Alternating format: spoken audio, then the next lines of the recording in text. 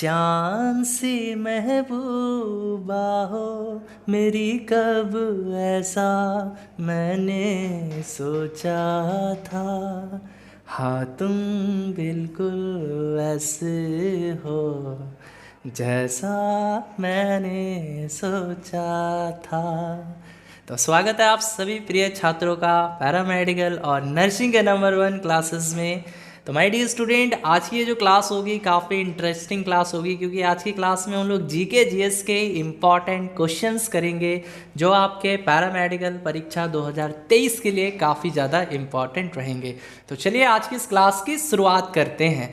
तो क्लास को स्टार्ट करने से पहले एक छोटी सी रिक्वेस्ट है, यदि आप लोग हमारे चैनल पे नए हो, पहली बार हो, तो इस चैनल को सब्सक्राइब करो और बेल आइकन को हिट करो। और दोस्तों, यदि आपको डेली क्लासेस पीडीएफ चाहिए, सर अगर आपको डेली क्लासेस पीडीएफ चाहिए तो आप लोग हमारे Telegram channel study with Ritesh से जुड़ सकते हैं। तो चलिए स्टार्ट करते हैं आज की इस क्लास को। क्वेश्चन है मोहिनी अट्टम। मोहिनी अट्टम यहाँ का लोक नृत्य है। बताइएगा बच्चों जल्दी से, मोहिनी अट्टम जो है ये कहाँ का लोक नृत्य है, कहाँ का ये डांस है बच्चों? मध्य प्रदेश का, कर्नाटक का, तमिलनाडु का या केरल का? जल्दी से जवाब देना है। बेहद खूबसूरत सा क्वेश्चन है, बहुत ही प्यारा क्वेश्चन है और इसी प्रकार के क्वेश्चन आईटीआई और पैरामेडिकल के एग्जाम में पूछे जा चुके हैं। हाँ जी बिल्कुल फास्ट। तो वेरी गुड, यदि आपने जवाब दिया है ऑप्शन नंबर डी यानी केरल, हाँ जी केरल जो है इसका राइट आंसर हो जाएगा। तो आपको याद रखना है मोहिनी अट्टम केरल की एक एकल नृत्य परंपरा है, ठीक है। और देखिए मोहिनी अट्टम तो है ही, साथ ही साथ कथकली ये भी याद रखना है। कथकली जो है कहाँ का लोक नृत्य शैली है? कथकली, अगर आपसे पूछे कि कथकली कहाँ की लोक नृत्य शैली है, कहाँ की लोक नृत्य शैली है, तो ये भी बच्चों आपको याद रखना है। ये भी कहाँ की लोक नृत्य शैली है, तो ये भी केरल की है, ठीक है। ठीक इसी प्रकार भारतनाट्यम, ये भी पूछा जा चुका है। भारतनाट्यम, भारतनाट्यम ये कहाँ की लोक नृत्य शैली है? तो याद रखना है बच्चों तमिलनाडु। कहाँ की है? तमिलनाडु की है, ठीक है। ठीक इसी प्रकार देखिए जो जो इम्पोर्टेंट है मैं बता देता हूँ। ठीक इसी प्रकार कुचिपुड़ी ये कहाँ की लोक नृत्य शैली है? तो यह है आंध्र प्रदेश की, आंध्र प्रदेश की, ठीक है बच्चों। हाँ जी बिल्कुल फास्ट। अब चलिए कथक बताइए, तो कथक, कथक ये कहाँ की लोक नृत्य शैली है? कथक कहाँ की लोक नृत्य शैली है? तो ये है उत्तर प्रदेश की, ठीक है, उत्तर प्रदेश की, आपको याद रखना है, ठीक है बच्चों। चलिए बढ़ते हैं अगले क्वेश्चन की तरफ डियर स्टूडेंट। चलिए मित्रों अगला प्रश्न आ चुका है, राष्ट्रीय पुस्तकालय कहाँ पर स्थित है? बताइएगा राष्ट्रीय पुस्तकालय कहाँ स्थित है? देखिए बच्चों इंग्लिश में ये क्वेश्चन थोड़ा सा मिस प्रिंटिंग हो गया है, दूसरा क्वेश्चन जो है आ चुका है। तो यहाँ पर आप लोग इसी क्वेश्चन को देखिए हिंदी वर्जन की, इसमें पूछा गया है कि जो राष्ट्रीय पुस्तकालय है वो कहाँ पर स्थित है ना? दिल्ली में, बिहार में, बंगाल में या गोवा में? जल्दी से बताइएगा, सभी स्टूडेंट बताएंगे जी। इसको काट देते हैं क्योंकि ये दूसरा क्वेश्चन आ चुका है इसमें। राष्ट्रीय पुस्तकालय कहाँ है? नेशनल लाइब्रेरी कहाँ पर स्थित है बच्चों? तो जी हाँ ये कहाँ पर स्थित है? Very good. तो यदि आपका आंसर आ रहा है ऑप्शन नंबर सी यानी बंगाल, देन आपका आंसर सही है। तो बच्चों आपको याद रखना है कि भारत का जो राष्ट्रीय पुस्तकालय है वो कहाँ है? कोलकाता में स्थित है और ये भारत का सबसे बड़ा पुस्तकालय है। ये भी याद रखना है बच्चों कि ये भारत का जो है सबसे बड़ा पुस्तकालय है। भारत का अगर पूछे सबसे बड़ा पुस्तकालय कहाँ है तो पश्चिम बंगाल में है ना। और इसको राष्ट्रीय पुस्तकालय भी नाम दिया गया है। और इसकी स्थापना कब हुई थी बच्चों? इस राष्ट्रीय पुस्तकालय की स्थापना कब हुई? ये राष्ट्रीय पुस्तकालय यानी इस राष्ट्रीय पुस्तकालय, बताइए इस राष्ट्रीय पुस्तकालय की स्थापना कब हुई? तो ये भी याद रखना है बच्चों, इसकी स्थापना जो हुई थी वो 1948 में हुई थी। कब? 1948 में, ठीक है। हाँ 1948 में, 1948 ईस्वी में, ठीक है। चलिए बढ़ते हैं अगले क्वेश्चन की तरफ। चलिए मित्रों अगला प्रश्न है, यहूदी धर्म की धार्मिक पुस्तक का नाम है। बताना है यहूदी धर्म की धार्मिक पुस्तक का नाम क्या है? तालमुड है, बाइबल है, ओल्ड टेस्टामेंट है या न्यू टेस्टामेंट है? जल्दी से बताइएगा, आप सभी को बताना है। हाँ जी यहूदी धर्म यानी यहूदियों की जो धार्मिक ग्रंथ है, धार्मिक पुस्तक है, उसका नाम क्या है? जल्दी से बताइएगा, है ना। यहूदी धर्म यानी यहूदियों क्या है, यहूदी क्या एक धर्म है, तो यहूदियों की जो धार्मिक ग्रंथ है, धार्मिक पुस्तक है ना, उसका क्या नाम है बच्चों, बताइएगा जल्दी से। हाँ जी, हाँ जी, बिल्कुल फास्ट बताना है। तो वेरी गुड, इनका ग्रंथ का नाम क्या है, यहूदी धर्म, है ना, यहूदी धर्म की जो धार्मिक पुस्तक है, यानी जिसको धर्म ग्रंथ भी कहते हैं, इसका क्या नाम है बच्चों, तो नाम है इसका तालमुद। क्या नाम है, तालमुद नाम है, या फिर इसको तोरा भी कहते हैं, तोरा। अगर तालमुद ऑप्शन में ना दे तो यहाँ पे तोरा ऑप्शन में दिया जा सकता है, ठीक है, तो आपको याद रखना है। चलिए बढ़ते हैं अगले क्वेश्चन की तरफ। चलिए स्टूडेंट, आ चुका है अगला प्रश्न आपकी स्क्रीन पे, और क्वेश्चन है, यह कक्षीय तापमान पर द्रव होने वाली एकमात्र धातु है। आपको बताना है यहाँ पे कौन सी एकमात्र ऐसी धातु होती है जो कमरे के तापमान पर द्रव अवस्था में पाई जाती है। चलिए, कौन सी एकमात्र धातु है जो कमरे के तापमान पर बच्चों द्रव अवस्था में यानी लिक्विड अवस्था में पाई जाती है। पारा है, आयोडीन है, ब्रोमीन है, सीजियम है। बताइएगा कौन सी एकमात्र धातु है ना जो कमरे के तापमान पर द्रव अवस्था में पाई जाएगी। तो जी हाँ, ये हमारा होता है पारा यानी Hg, है ना। पारा जो है यानी Hg जो है ये कमरे के तापमान पर द्रव अवस्था में पाया जाता है, ठीक है। लेकिन आपसे अगर ये पूछ दे एकमात्र अधातु, अगर प्रश्न ऐसे पूछ दे कि एकमात्र अधातु जो कमरे के तापमान पर, है ना, द्रव अवस्था में पाई जाती है। अभी तो धातु के बारे में पूछा था, मेटल के बारे में पूछा था, लेकिन अभी नॉन मेटल के बारे में पूछा जा रहा है। तो बताइएगा एकमात्र अधातु जो कमरे के ताप पर, है ना, द्रव अवस्था में पाई जाती है, बताइए। हाँ, तो वो कौन सी अधातु हो जाएगी, ब्रोमीन हो जाएगी, ठीक है बच्चों, ब्रोमीन। जी हाँ, सही जवाब आ रहा है आप लोगों का। चलिए बढ़ते हैं अगले क्वेश्चन की तरफ। चलिए मित्रों, अगला प्रश्न आ चुका है, हमारे पाचन तंत्र में अंत की तरफ क्या होता है। पेट होता है, बड़ी आंत होता है, छोटी आंत होता है, या गॉल ब्लैडर होता है। जल्दी से बताइएगा बच्चों, यहाँ पे क्वेश्चन पूछा जा चुका है, हमारे डाइजेस्टिव सिस्टम में जो अंत होता है वो कहाँ हो जाता है बच्चों। हाँ जी, जल्दी से बताइएगा। हाँ बिल्कुल फास्ट, सभी बच्चे बताएंगे इस क्वेश्चन का आंसर। हमारे पाचन तंत्र में अंत की तरफ क्या होता है ना। ये नहीं पूछा है कि पाचन तंत्र कहाँ संपन्न हो जाता है, कहाँ समाप्त होता है। पूछ रहा है पाचन तंत्र में अंत की तरफ जो है ये क्या स्थित होता है। तो जी हाँ, क्या स्थित होता है, गॉल ब्लैडर। यदि आप लोगों ने जवाब दिया है ऑप्शन नंबर डी यानी गॉल ब्लैडर, देन आपका आंसर सही है। अब देखिए, अगर क्वेश्चन ऐसे पूछता कि पाचन तंत्र की प्रक्रिया कहाँ से शुरू होती है बच्चों, पाचन तंत्र यानी डाइजेस्टिव सिस्टम जो है ये कहाँ से शुरू होता है, प्रारंभिक कहाँ से होता है, पाचन तंत्र कहाँ से शुरू होता है बच्चों, बताइएगा कहाँ से शुरू होता है। तो जी हाँ, कहाँ से शुरू होता है, मुख से। कहाँ से, मुख से शुरू होता है। और ये संपन्न कहाँ हो जाता है, कहाँ जाके खत्म हो जाता है बच्चों, यानी पाचन प्रक्रिया जो है ये कहाँ संपन्न हो जाता है, पाचन प्रक्रिया संपन्न कहाँ हो जाता है, कहाँ खत्म हो जाता है।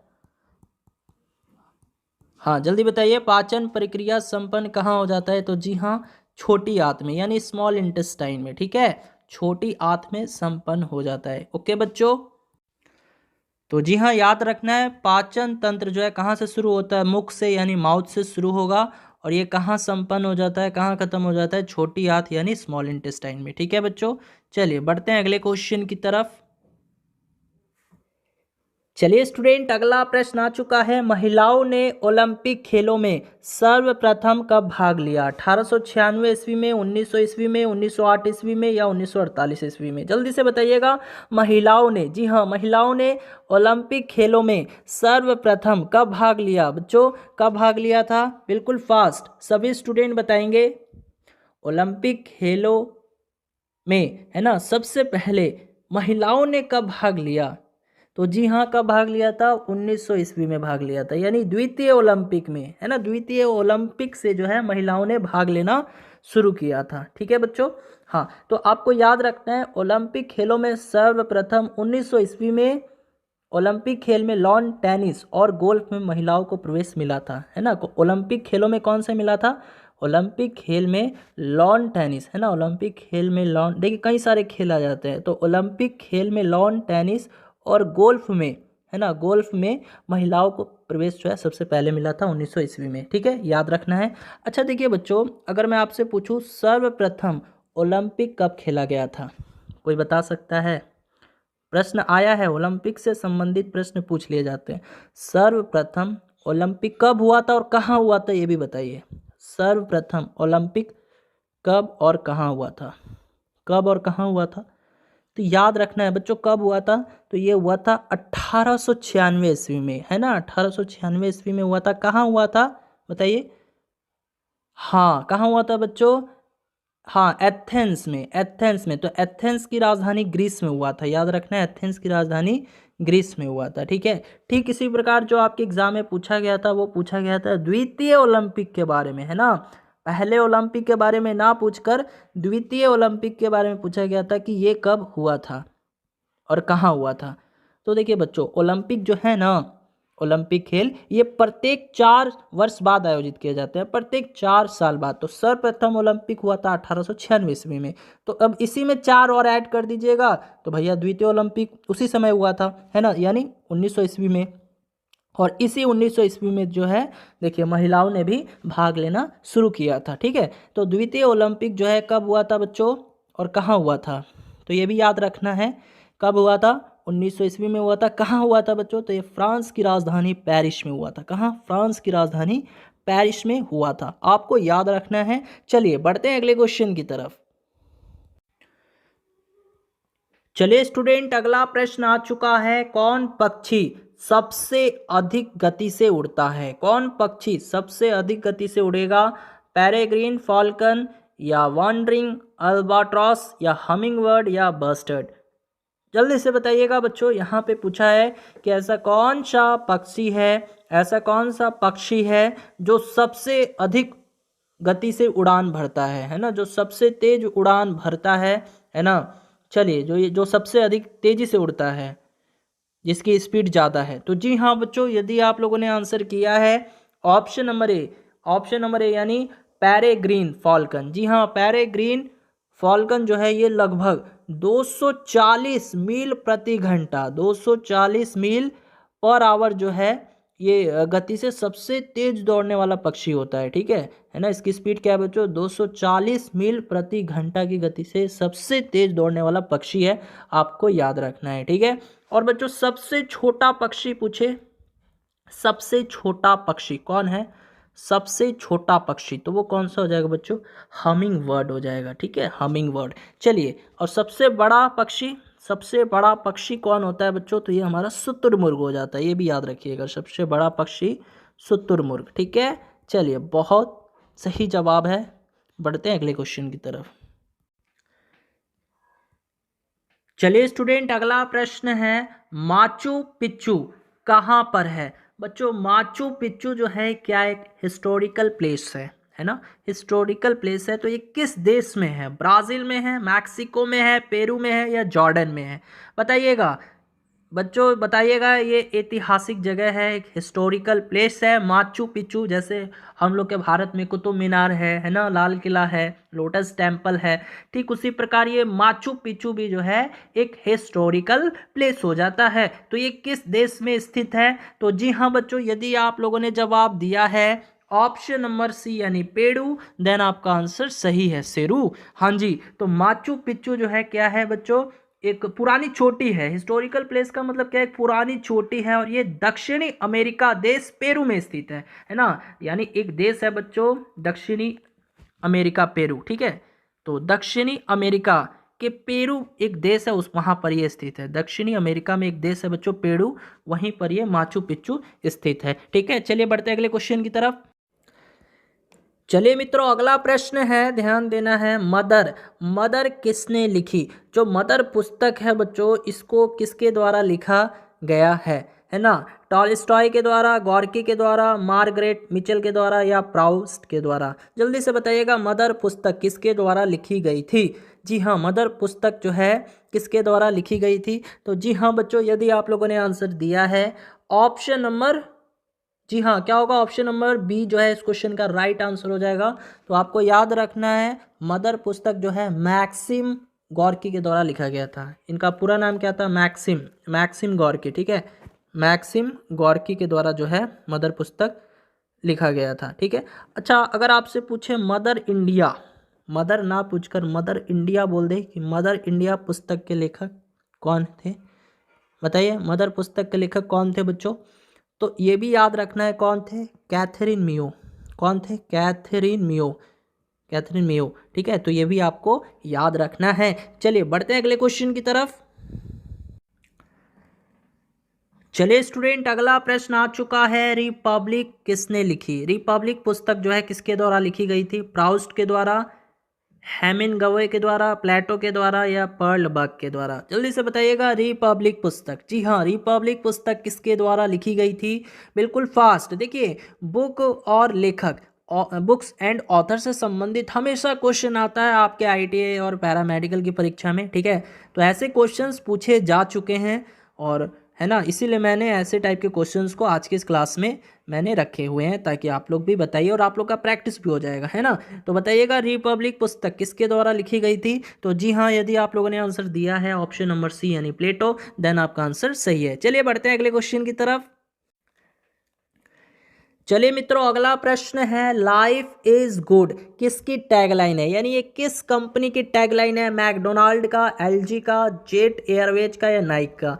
देखिएगा, लाइफ इज गुड ये किसी कंपनी का टैगलाइन है और आपको बताना है वो कंपनी कौन है। तो जी हाँ, कौन कंपनी है, एलजी, है ना, एलजी। तो जी हाँ, एलजी जो है इसका राइट आंसर हो जाएगा, क्योंकि एलजी का टैगलाइन था लाइफ इज गुड। देखिए आज ये कंपनी जो है मोबाइल बनाने में ख़त्म हो चुकी है, मतलब मोबाइल वगैरह अब नहीं बनाती है क्योंकि उसको मोबाइल के फील्ड में उतना सक्सेस नहीं मिला। लेकिन इलेक्ट्रिक चीज़ें जैसे आपका रेफ्रिजरेटर हो गया, टीवी वगैरह हो गया, ये अभी भी आता है ना, बट मोबाइल वाले में उतना ये सक्सेस नहीं हो पाया। तो बच्चों एलजी जो है एक बहुत बड़ी कंपनी है और इसका टैगलाइन क्या था, लाइफ इज़ गुड। ठीक है, चलिए बढ़ते हैं अगले क्वेश्चन की तरफ। चलिए स्टूडेंट, अगला प्रश्न आ चुका है, कौन न्यूनतम आयु में भारत का प्रधानमंत्री बना था। बच्चों कौन सबसे कम आयु में भारत का प्रधानमंत्री बना था, पंडित जवाहरलाल नेहरू, इंदिरा गांधी, राजीव गांधी या लाल बहादुर शास्त्री। जल्दी से बताइएगा कौन न्यूनतम आयु में भारत के प्राइम मिनिस्टर बने थे। बिल्कुल फास्ट सभी बच्चे जवाब देंगे जी, हाँ जी सभी बच्चे इस प्यारे से क्वेश्चन का जवाब देंगे, तो वेरी गुड। यदि आपका आंसर आ रहा है ऑप्शन नंबर क्या होगा बच्चों, ऑप्शन नंबर सी यानी राजीव गांधी, है ना। तो राजीव गांधी जो है ये सबसे कम उम्र में भारत के प्रधानमंत्री बने थे और ये जिस समय भारत के प्रधानमंत्री बने थे उस समय इनकी आयु क्या थी, तो मात्र 40 वर्ष इनकी आयु थी। ठीक है, हाँ जी। और अब देखिए, यदि आपसे अब पूछा जाए कि कौन सबसे अधिक आयु में भारत का प्रधानमंत्री बना था, तब क्या आंसर देंगे। मान लीजिए प्रश्न ऐसे पूछते कि कौन अधिकतम आयु में, है ना, कौन अधिकतम आयु में भारत का प्रधानमंत्री बना था, कौन अधिकतम आयु में भारत का प्रधानमंत्री बना था, बताइएगा कौन अधिकतम आयु में भारत का प्रधानमंत्री यानी भारत का प्राइम मिनिस्टर बना था। तो ये बच्चों बने थे कौन, आपको याद रखना है कौन बने थे, बताइए, मोरारजी देसाई। जी हाँ, मोरारजी देसाई जो है ये सबसे अधिक उम्र में प्रधानमंत्री बने थे और ये जिस समय भारत के प्रधानमंत्री बने थे उस समय इनकी आयु क्या थी, 81 वर्ष थी। ये भी याद रखना है। ठीक है, चलिए बढ़ते हैं अगले क्वेश्चन की तरफ।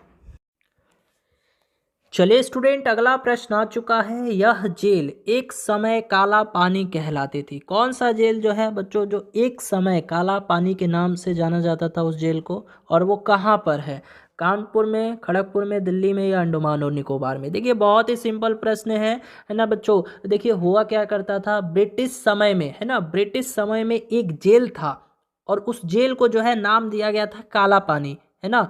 तो वो जेल कहाँ पर है ना, वो जेल बच्चों कहाँ पर है, तो जी हाँ कहाँ पर है, अंडमान और निकोबार में। जी हाँ दोस्तों, ऑप्शन नंबर डी जो है इस क्वेश्चन का राइट आंसर हो जाएगा, अंडमान और निकोबार। और राजधानी क्या होती है अंडमान और निकोबार की, बताइए तो, अंडमान और निकोबार की राजधानी कहाँ है बच्चों, तो जी हाँ कहाँ है, पोर्ट ब्लेयर है, पोर्ट ब्लेयर। याद रखना है इसकी राजधानी क्या है बच्चों, पोर्ट ब्लेयर।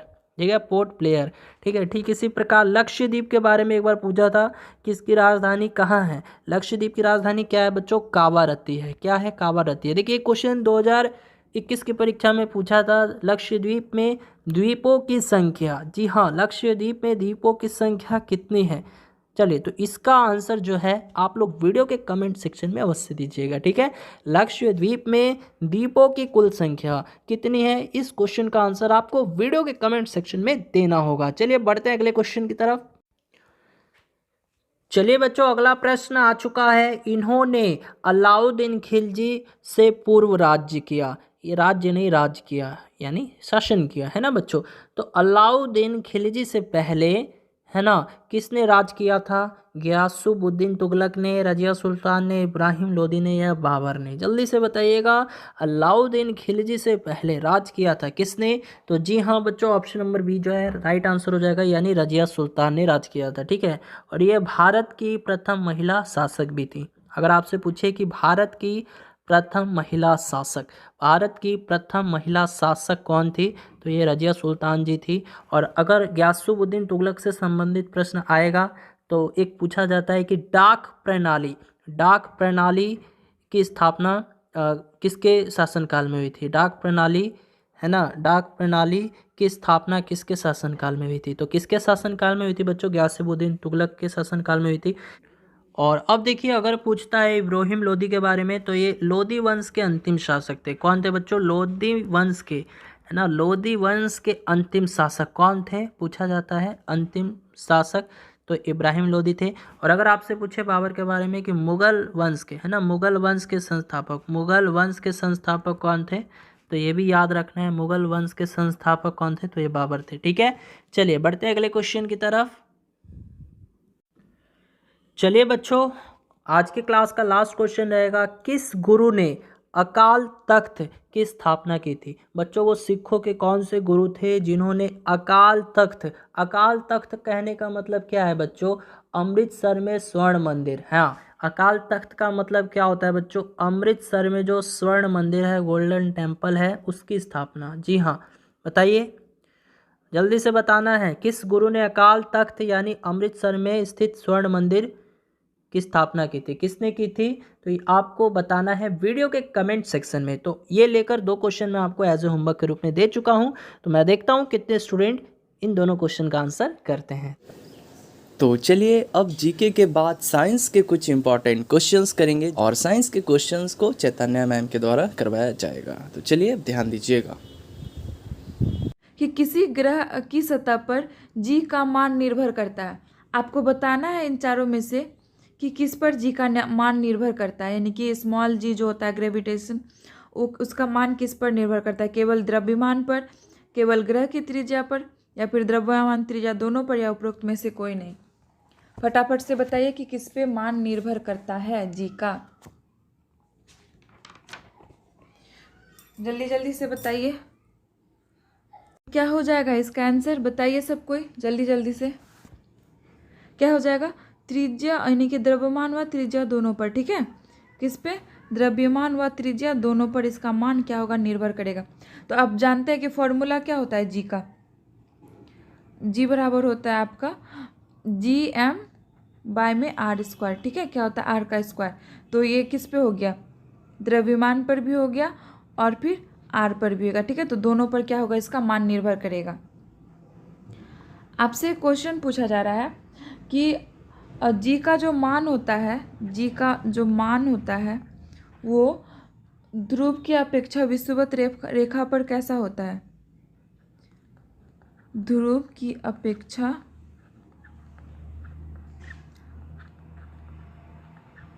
विषुवत रेखा पर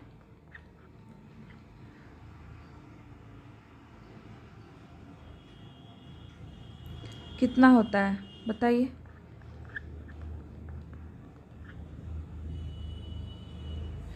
ऑप्शन दे रहे हैं, कम, अधिक, शून्य, अपरिवर्तित। बताइए इन चारों में से क्या होगा?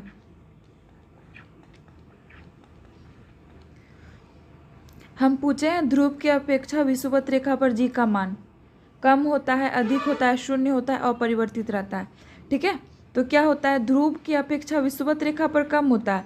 अगर यही उल्टा पूछ ले, ध्रुव पर विषुवत रेखा की अपेक्षा, ठीक है, किस पे? ध्रुव पर पूछे तो अधिक होगा, अगर विषुवत रेखा पर पूछे तो ध्रुव की अपेक्षा तो क्या होगा, कम होगा। ठीक है, दोनों क्वेश्चन यहाँ से बना लीजिएगा।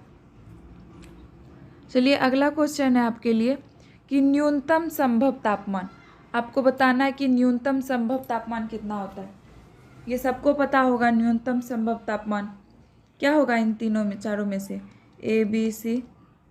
-273 degree Celsius, 0 degree Celsius, 0 kelvin.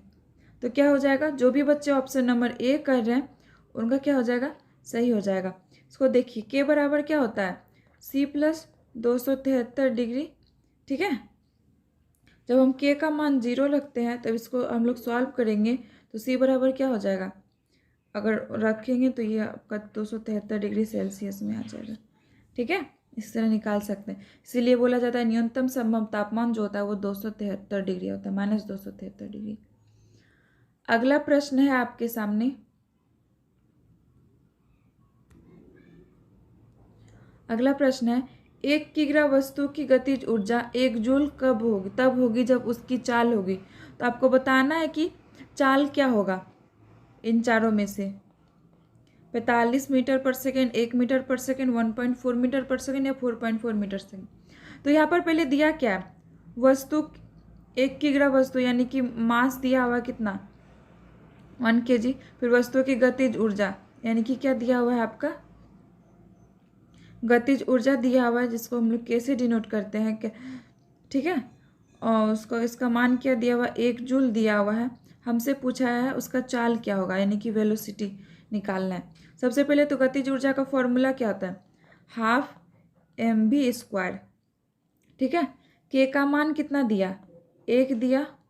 फिर यहाँ पर देखिए 1/2 लिखिए, m का मान कितना, 1 दिया। फिर ये क्या हो जाएगा, v² हो जाएगा। हम लोग क्या देखते हैं, कोना कोनी क्या होता है, गुना होता है। तो क्या हो जाएगा, 2 बराबर हो जाएगा आपका v², और v बराबर क्या हो जाएगा, √2। और √2 का मान कितना होता है, 1.4 लिखते हैं। ठीक है, तो यहाँ पर आंसर क्या हो जाएगा आपका, 1.4 मीटर पर सेकेंड। ठीक है, तो क्या हो जाएगा, 1.4 मीटर पर सेकेंड। समझ गए, तो क्या हो जाएगा आपका ऑप्शन नंबर सी जो है वो करेक्ट हो जाएगा।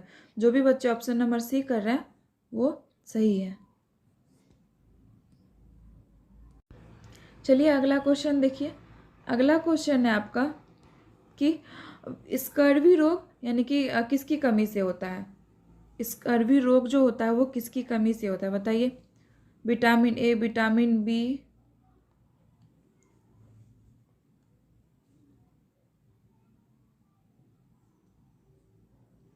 फटाफट से बताइए किसकी कमी से होता है। ठीक है, किसकी कमी से होगा, vitamin A, vitamin B, vitamin C, vitamin D, क्या हो जाएगा बताइए फटाफट से। तो क्या हो जाएगा आपका, स्कर्वी रोग जो होता है वो विटामिन सी की कमी से होता है। किसकी, विटामिन सी की कमी से। और विटामिन सी में क्या क्या, तो अगर स्कर्वी रोग का पता कैसे चलता है, तो क्या होता है आपका, मसूड़ों से जो होता है ब्लड जाने लगता है। ठीक है, मसूड़ों से ब्लड जाने लगता है और फिर शरीर के वजन में कमी आने लगता है, शरीर के वजन में जो है वो कमी आने लगता है। ठीक है, तो उसमें क्या होता है, स्कर्वी रोग होता है। और विटामिन सी का स्रोत क्या है, तो इसके लिए खट्टापन वाला चीज़, यानी कि सबसे बढ़िया स्रोत आपका क्या, आंवला है। और फिर नारंगी वगैरह जो होता है, यानी कि जो चीज़ खट्टी होती है। ठीक है, वो। फिर विटामिन बी की कमी से कौन सा होता है, तो विटामिन बी की कमी से आपका बेरी होता है। ठीक है, बेरी होता है। और विटामिन डी की कमी से कौन सा होता है, रिकेट्स होता है, रिकेट्स होता है। या फिर आप लोग बोल सकते हैं हार्ट प्रॉब्लम भी होता है विटामिन डी की कमी से। और फिर कैंसर का खतरा भी रहता है। ठीक है, और विटामिन ए की कमी से तो सबको पता है रतौंधी होता है, रतौंधी होता है। फिर क्या होता है, जीरोप्थैलेमिया होता है, मोतियाबिंद होता है। फिर त्वचा सूक्ष्म हो जाती है। ठीक है, क्या क्या होता है, रतौंधी होता है, मोतियाबिंद होता है और त्वचा में सूखापन आने लगता है। और फिर जीरोप्थैलेमिया। ठीक है, ये क्या होता है, विटामिन ए की कमी से। तो सबको नोट कर लीजिएगा। अगला क्वेश्चन है आपका, निम्नलिखित में से कौन सा रोग विषाणु द्वारा उत्पन्न नहीं होता है। तो आपको बताना है कि इन चारों में से कौन सा रोग विषाणु द्वारा नहीं होता, यानी कि वायरस के द्वारा। ठीक है, इसमें एक ऐसा चीज़ है जो बैक्टीरिया से होता है, बाकी सब वायरस से होता है। आपको बताना कि कौन सा रोग ऐसा है जो बैक्टीरिया से होता है, यानी कि वायरस से नहीं होता है। बताइए कौन सा? पोलियो, चेचक, एड्स, तपेदिक। तो इसमें से क्या हो जाएगा? जो भी बच्चे ऑप्शन नंबर डी कर रहे हैं वो बिल्कुल सही है। ठीक है, क्या बिल्कुल सही है? तपेदिक यानी कि टीबी जो बीमारी है वो क्या है? जीवाणु यानी कि बैक्टीरिया से होता है। ठीक है, किससे होता है? जीवाणु से होता है। ठीक है, जीवाणु जनित रोग है। इसका जो बैक्टीरिया होता है वो क्या होता है? Mycobacterium tuberculosis. ठीक है, क्या होता है? Mycobacterium tuberculosis. इसको हिंदी में ही लिख देते हैं आप लोग को, माइकोबैक्टीरियम ट्यूबरक्लोसिस। ठीक है, ट्यूबरक्लोसिस। ठीक है, तो ये क्या हो जाएगा? ये टीबी जो है ये जीवाणु से होता है, इसका बैक्टीरिया क्या है? Mycobacterium tuberculosis. ठीक है, अब हम लोग इन चारों को भी एक एक करके देख लेंगे। ठीक है, तो पोलियो क्या है आपका? ये वायरस से होता है, यानी कि विषाणु से होता है। हम पिछले वाले वीडियो में भी बताए हुए हैं शायद। तो क्या होता है? विषाणु से होता है। ठीक है, ये पोलियो जो होता है ये विषाणु जनित है। इसका क्या कहते हैं? पोलियो के टीके का खोज कौन किया था? फटाफट से बताइए, पोलियो के टीके का खोज कौन किया था? ये किया था जोनास सॉक। ठीक है, कौन? Jonas sock. जोनास सॉक किया था कब? 1952 में। 1952 में। और 2014 में जो है ये भारत को पोलियो मुक्त घोषित किया गया। 2014 में भारत को पोलियो मुक्त। ठीक है, और चेचक के टीके का खोज कौन किया? जल्दी से बताइए, सबको पता होना चाहिए। आप 8th क्लास में भी पढ़े होंगे, 10th क्लास में भी है। ठीक है, तो चेचक के टीके का खोज कौन किया था? Edward Jenner. ठीक है, कौन? Edward Jenner. ठीक है, एडवर्ड जेनर में कब किया था? 1796 में। 1796 में, 1796 में। ठीक है, कब? 1796 में। ठीक है, और एड्स का खोज कब किया गया? 1981 में। ठीक है, एड्स का खोज कब किया गया? 1981 में इस बीमारी का पता लगा। और एड्स दिवस कब मनाते हैं हम लोग? एड्स दिवस कब मनाया जाता है? तो ये 1 दिसंबर को मनाया जाता है आपका एड्स दिवस। ठीक है, एड्स दिवस कब मनाया जाता है? 1 दिसंबर को मनाया जाता है। ठीक है, तो और बताइए अंतर्राष्ट्रीय डॉल्फिन दिवस कब मनाने का? अभी हाल ही में एक करंट अफेयर्स का क्वेश्चन बनाया कि राष्ट्रीय डॉल्फिन दिवस मनाने का घोषणा किया गया है, कब से? बताइए, राष्ट्रीय डॉल्फिन दिवस मनाने का तो ये क्या हो जाएगा आपका? राष्ट्रीय डॉल्फिन दिवस जो वो 5 अक्टूबर से मनाया जाएगा। ठीक है, 5 अक्टूबर से स्टार्ट होगा 2022 से। ठीक है, ये क्वेश्चन आपका जीके का बन सकता है, क्योंकि अगर उसी के आसपास आपका एग्जाम होता है तो मैं भी पूछ लिया जाए। ठीक है, अगला क्वेश्चन है आपका, आलू का कौन सा भाग खाया जाता है? तो ये सबको पता होगा, आलू का कौन सा भाग खाया जाता है। ठीक है, बताइए फटाफट से, कौन सा भाग खाया जाता है? तना, पत्ती, फल, फूल, कौन सा भाग खाया जाता है? तो क्या हो जाएगा आपका? आलू का जो है वो तना खाया जाता है। ठीक है, आलू का क्या खाया जाता है? तना खाया जाता है। अब हम लोग बोलेंगे कि फल, नहीं, वो तना का रूपांतरित भाग होता है। जो आलू बनता है अंदर में वो तना का ही रूपांतरित भाग होता है। ठीक है, और कौन कौन सा है हम लोग देखते हैं। तो प्याज जो खाते हैं वो, अदरक जो खाते हैं वो, फिर लहसुन हो गया, फिर आपका क्या हो गया? गन्ना। ठीक है, क्या? गन्ना। ठीक है, ये सब क्या है? ये तना का रूपांतरित भाग है। ठीक है, फिर आपका जड़ का लिख लीजिए। जड़ में आपका हो जाता है गाजर। ठीक है, मूली हो जाता है। फिर होता है आपका चुकंदर। ठीक है, चुकंदर और उसका शकरकंद, और ये सलजम। ठीक है, ये सब क्या है? जड़ का रूपांतरित भाग है। ठीक है, ये सब याद रखिएगा कि एक क्वेश्चन पूछ लिया जाता है इससे, और ये आपका प्रीवियस ईयर है तो पूछा हुआ ही है। ठीक है। अगला क्वेश्चन है, मानव शरीर में भोजन का पाचन निम्नलिखित में से किस अंग से शुरू होता है? बताइए, मुख से, अमाशय से, छोटी आंत से, बड़ी आंत से? कहाँ से शुरू होता है भोजन का पाचन? फटाफट से बताइए। तो कोई भी जानता है कि भोजन का पाचन कहाँ से शुरू होता है? मुंह से शुरू होता है। ठीक है, जो भी बच्चे ऑप्शन नंबर ए कर रहे हैं वो सही है। ठीक है, कहाँ से? मुख से।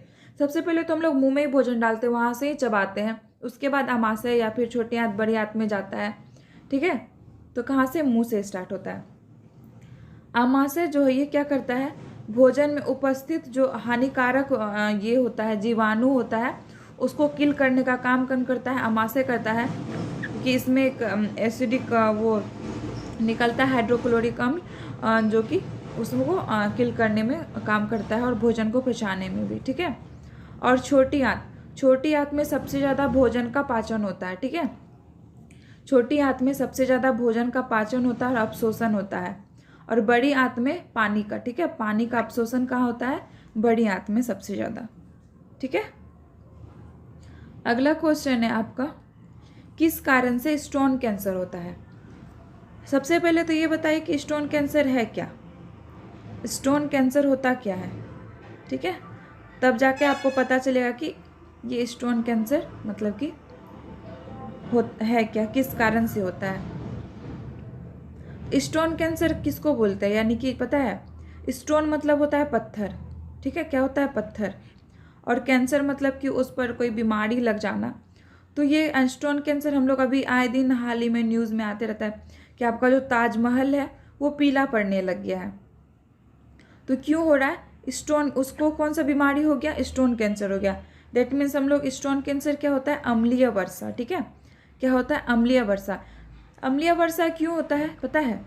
नाइट्रोजन का जो बहुत सारा ऑक्साइड होता है ना, नाइट्रोजन का बहुत सारा जो ऑक्साइड होता है, जिसके मिलकर जो होता है, जिसके मिलने से जो गैस बनता है, फिर वो वातावरण में जाता है, फिर उससे अम्लीय वर्षा होती है। ठीक है, उससे क्या होती है? अम्लीय वर्षा होती है, जिसके कारण कि क्या होता है? पत्थर पर पड़ने के बाद वो पीला पड़ने लगता है। ठीक है, पीला पड़ने लगता है और उसमें हानिकारक गैस और ये लिक्विड जो मिलता है, इस कारण से पीलापन आने लगता है और उसका खराब होने लगता है। ठीक है, ये किस पे होता है? चूना पत्थर और संगमरमर। ठीक है, संगमरमर। ठीक है, ध्यान में रखिएगा। चलिए अगला क्वेश्चन है आपका, निम्न में से कौन सा एक वास्तविक मछली है? ठीक है, वास्तविक मछली। वैसे तो सब मछली है, जेली फिश भी है, स्टार फिश भी है, डॉग फिश भी है, सिल्वर फिश भी है, सब में फिश लगा हुआ है। आप बोलेंगे अब क्या सब में तो फिश लगा हुआ है, सब मछली होगा, पर ऐसा नहीं है। मछली का है, ठीक है, लेकिन क्या है, वो सब एक समुद्री जीव जंतु है। और इसमें ये बताइए कि सब जेलीफिश, यानी कि ये क्या बोलते हैं, जेलीफिश बोल दिए, कौन सा एक वास्तविक मछली है आपको ये बताना है। ठीक है, जल्दी से बताइए। Jellyfish, star fish, dog fish, silver fish. ठीक है, तो क्या हो जाएगा आपका? Dog fish. ठीक है, ये डॉग फिश जो है ये क्या है? ये आपका जो है ये एक मछली है, एक प्रकार का। ठीक है, एक प्रकार का मछली होता है ये क्या आता है? शार्क प्रजाति में आता है।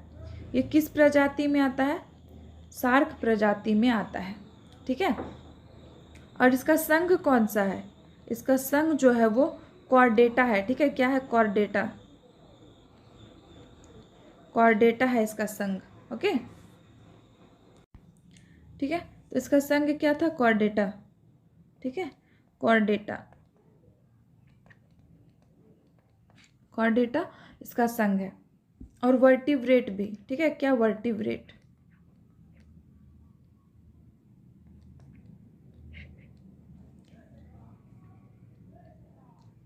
ठीक है, और सब क्या है आपका? ये जेलीफिश जो है ये एक समुद्री प्राणी है। ठीक है, क्या है? समुद्री प्राणी है।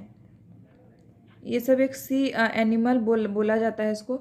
स्टार फिश भी क्या है आपका? ये भी आपका समुद्री प्राणी ही है।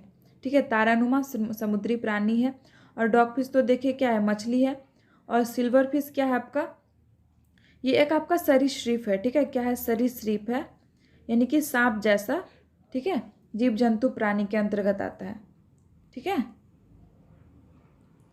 और इन दोनों का हम लोग साइंटिफिक नेम भी देख लेते हैं। जेलीफिश का साइंटिफिक नेम होता है मेडुसोजोआ, ठीक है, क्या, मेडुसोजोआ, मेडुसोजोआ। और स्टार फिश का क्या होता है आपका,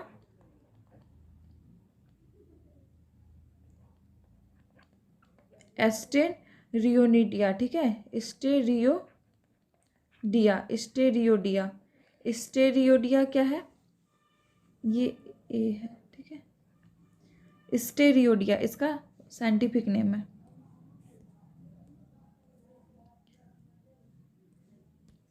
अगला क्वेश्चन आपका, जब कोई कार विराम से अचानक चल पड़ती है तो उसमें बैठे सवार पीछे की तरफ झुक जाते हैं, तो यह घटना किसका उदाहरण है? बताइए ये घटना किसका उदाहरण है, फटाफट से। न्यूटन का प्रथम नियम, न्यूटन का द्वितीय नियम, न्यूटन का तृतीय नियम, जल्दी से बताइए ये क्या है। तो जो भी बच्चे ऑप्शन नंबर ए कर रहे हैं यानी कि न्यूटन का प्रथम नियम, तो वो सही है, ठीक है। क्या न्यूटन का प्रथम नियम जो होता है, तो क्या होता है, जब भी कोई गाड़ी चलती है तो हम लोग उसमें जो बैठा हुआ सवारी तो अचानक से क्या होता है, पीछे की तरफ झुक जाता है। अगर द्वितीय नियम की बात करें तो ये क्या होता है, जब भी कोई क्रिकेटर मतलब मैच खेलता है तो क्या करता है, जब गेंद को कैच करता है, यहाँ से मान लीजिए गेंद गिर रहा है और ये हाथ है आपका, यहाँ पर जब गिरा तो क्या करते हैं, धीरे से हाथ को पीछे खींच लेता है ताकि उसको चोट ना लगे। वो क्या है, न्यूटन का द्वितीय नियम है। और तृतीय नियम क्या है, जब आप कभी नाव पर रहते हैं, ठीक है, नाव पर खड़े हैं और आप वहाँ से कूद जाते हैं, कहाँ, ज़मीन पर या पानी में नहाने के लिए या ज़मीन पर उतरने के लिए, तो नाव क्या होता है, पीछे की तरफ ठिल जाता है, नाव की तरफ जो क्या कर पीछे की तरफ घिसक जाता है, तो वो क्या है, न्यूटन का तृतीय नियम है, यानी कि आगे की भी और फोर्स लगा और पीछे की ओर भी फोर्स लगा, तो ये क्या है, न्यूटन का तृतीय नियम। अब ये बताना है आपको कि समुद्र के जल में औसत लवण की मात्रा कितनी होती है। औसत लवण की मात्रा कितनी है, तो 12.3, 1%, 3.5%, 10%। फटाफट से बताइए कि क्या हो जाएगा, ठीक है। तो जो भी बच्चे ऑप्शन नंबर सी कर रहे हैं यानी कि 3.5%, वो क्या है, वो सही है, ठीक है। तो 3.5% क्या होता है, 35 ग्राम पर लीटर। एक तो 3.5% होता है और क्या होता है, 1 लीटर जल में 35 ग्राम ये नमक निकाला जाता है, ठीक है। और समुद्री जल तो पता है कि लवणीय होता है, सब जानता है। अगला क्वेश्चन है, परमाणु के एक मौलिक कण प्रोटॉन की खोज किसने की थी? बताइए प्रोटॉन की खोज किसने की थी, फटाफट से, ठीक है। तो क्या हो जाएगा, प्रोटॉन का खोज कौन किया था आपका, ये आपका रदरफोर्ड ने किया था, ठीक है। कौन, रदरफोर्ड बोल सकते हैं आपका प्रोटॉन का खोज, ठीक है। रदरफोर्ड भी होता है और क्या होता है, गोल्डस्टीन, ठीक है, गोल्डस्टीन ये भी थे, दोनों ने मिलकर किया था प्रोटॉन का खोज, ठीक है। और जेम्स चैडविक ने किसका खोज किया था, ये न्यूट्रॉन का खोज किया था, ठीक है, न्यूट्रॉन का। और जे थॉमसन ने किसका किया था, इसने इलेक्ट्रॉन का खोज किया था, किसका, इलेक्ट्रॉन का। और न्यूटन तो जानते हैं कि न्यूटन का जो तीनों नियम है वो न्यूटन ने दिया हुआ है, ठीक है। अगला क्वेश्चन आपका, ग्रीष्म ऋतु में मिट्टी के घड़े में पानी 12 कथी लगाए छियै,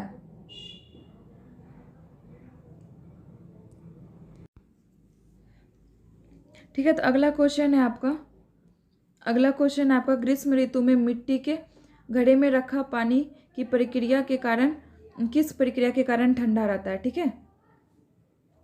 तो बताइए किस प्रक्रिया के कारण, परासरण, भाप विसरण या वाष्पोत्सर्जन, ठीक है, किसके कारण होता है बताइए। पानी जो है घड़ा में जो रखते हैं वो किस प्रक्रिया के कारण ठंडा रहता है। तो पहले तो ये जाने कि क्यों ठंडा होता है। हम जानते हैं कि घड़ा जो है मिट्टी का बना होता है, उसके सतह पर बहुत सारा छिद्र होता है, छोटा छोटा क्या होता है, छिद्र होता है, जिसके कारण कि पानी का ये होते रहता है, आदान प्रदान होते रहता है बाहर के वातावरण से और इसमें, उसको क्या बोलते हैं हम लोग, वाष्पोत्सर्जन, ठीक है। वाष्पोत्सर्जन के कारण जो है पानी घड़ा में ठंडा रहता है, ठीक है। जो भी ऑप्शन नंबर डी कर रहे हैं वो बिल्कुल सही है। चलिए इसी के साथ आगे बढ़ते हैं। अगला क्वेश्चन आपका, निम्नलिखित वैज्ञानिक में से किसने उत्प्लावन के नियम की खोज की थी। बताइए, उत्प्लावन के नियम की खोज किसने की थी? न्यूटन ने की थी, थॉमस एडिसन ने, आर्किमिडीज ने, जॉन डाल्टन ने।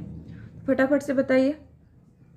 तो क्या हो जाएगा आपका ऑप्शन नंबर सी। जो भी ऑप्शन नंबर सी कर रहे हैं वो बिल्कुल सही है। तो कौन किया था? आर्किमिडीज ने। ठीक है, इसको थोड़ा सा डिटेल में पढ़ लीजिएगा आप लोग। ये क्या होता है? ये मतलब कि वस्तु पर जो है ना, डूबी हुई वस्तु पर और फिर आंशिक जो या पूर्णतः डूबी हुई वस्तु रहती है उस पर जो उत्प्लावन बल लगता है, ठीक है, तो वही होता है उत्प्लावन बल। तो उसको आप लोग डिटेल में एक बार अच्छे से पढ़ लीजिएगा। ठीक है, अगला क्वेश्चन है, निम्नलिखित में से कौन सी धातु विद्युत का सर्वोत्तम सुचालक है? ठीक है, तो कौन सी धातु जो है वो विद्युत का सर्वोत्तम सुचालक है? तो सब जानते हैं कौन है। तांबा है, चांदी है, एल्युमिनियम है, टंगस्टन है। तो बताइए सुचालक कौन है, यानी कि गुड कंडक्टर ऑफ इलेक्ट्रिसिटी? तो ये क्या है? चांदी। चांदी जो है वो सबसे ज़्यादा गुड कंडक्टर होता है इलेक्ट्रिसिटी का। अगला क्वेश्चन है आपका, पसीने वाली ग्रंथियां मानव शरीर के किस अंग में उपस्थित होती है? बताइए, पसीने वाली ग्रंथियां जो है मानव शरीर के किस अंग में उपस्थित होती है? तो ये क्या हो जाएगा आपका? त्वचा में होता है। ठीक है, क्या हो जाएगा? ऑप्शन तो पहले देखिए, गुर्दा, यकृत, अग्नाशय, त्वचा। तो ये क्या होता है? त्वचा में, क्योंकि पसीना जो है स्वेट ग्लैंड जिसको बोलते हैं वो त्वचा में होता है। एक तो स्किन से भी होता है, पैर के तलवे से होता है, फिर आपका आर्मपिट से भी होता है, यानी कि जिसको हम लोग आँख बोलते हैं वहाँ से भी होता है आपका पसीना रिलीज होता है। ठीक है, अगला है, यूरिया का निर्माण कहाँ होता है? ठीक है, तो यूरिया का निर्माण कहाँ होता है? बताइए, अग्नाशय, यकृत, छोटी आंत, गुर्दा। तो कहाँ पे होता है यूरिया का निर्माण? फटाफट से बताइए, इन चारों में से ऑप्शन में से क्या हो जाएगा? अग्नाशय का निर्माण कहाँ होता है? तो ये यूरिया का निर्माण कहाँ होता है? तो ये कहाँ होता है आपका? यकृत में। ठीक है, कहाँ होता है? यकृत में यूरिया का निर्माण होता है। अगला क्वेश्चन देखिए आप। अगला क्वेश्चन है, मेंडल ने मटर के पौधे को क्यों चुना था? मेंडलिफ ने, यानी कि मेंडल ने जो है, ये ग्रेगर मेंडल जो थे वो मटर के पौधे को क्यों चुने थे? तो ऑप्शन है, वे आसानी से उपलब्ध थे, वे सस्ते थे, उनमें विषम दिखने वाले गुण थे। तो बताइए क्यों लिया था, या उपरोक्त में से सभी? फटाफट से बताइए। तो क्या हो जाएगा? ये हो जाएगा आपका उपरोक्त में से सभी, क्योंकि वो आसानी से भी उपलब्ध हो जाता है मटर का पौधा और सस्ता भी मिलता है, और उसमें हम लोग जल्दी ही विषम गुण देख लेते हैं, क्योंकि ये कम आयु वाला पौधा है। क्योंकि ये जब लगाते हैं ये 3 महीना के अंदर बनकर फिर ये खत्म होने लगता है। ठीक है, अगला प्रश्न है आपका कि प्रकाश संश्लेषण की प्रक्रिया में पौधे किस ऊर्जा का उपयोग करते हैं? ये तो सबको पता है, प्रकाश संश्लेषण में जो है पौधा किस ऊर्जा का प्रयोग करता है। अब देखिए, उसमें ऊर्जा, रासायनिक ऊर्जा, सौर ऊर्जा, गतिज ऊर्जा। तो क्या हो जाएगा आपका? सौर ऊर्जा। जो भी ऑप्शन नंबर सी कर रहे हैं वो बिल्कुल सही है। तो क्या हो जाएगा आपका? सौर ऊर्जा हो जाएगा। ठीक है, सौर ऊर्जा का यूज करके क्या करता है? क्लोरोफिल के प्रेजेंस में क्या करता है? जल और फिर CO2 के साथ क्या करता है? कार्बोहाइड्रेट का संश्लेषण करता है। ठीक है, क्या करता है? कार्बोहाइड्रेट का संश्लेषण करता है। ठीक है, अगला प्रश्न है आपका, निम्नलिखित में से pH मान किसका न्यूनतम है? तो सबसे ज़्यादा न्यूनतम pH मान किसका होता है? शुद्ध जल का। ठीक है, किसका होता है? शुद्ध जल का होता है pH मान। ये कितना होता है? 7 होता है। ठीक है, 7 होता है। और फिर रक्त का कितना होता है? ये 7.5 होता है। और डिटर्जेंट का कितना होता है?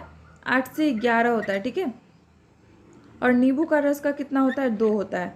ठीक है, तो ये था आपका आज का प्रश्न सारा। इसको आप लोग अच्छे से कॉपी में नोट कर लिए होंगे आई होप, और फिर इसको आप लोग अच्छे से देखेंगे भी। ठीक है, ये आपका प्रीवियस पेपर है, तो आपको आइडिया लग गया होगा कि आपको क्वेश्चन किस टाइप से पूछा जाता है साइंस का। ठीक है, तो चलिए आज के लिए इतना ही। बस अपना हौसला बुलंद रखिए, एक दिन जीत आपकी ही होगी।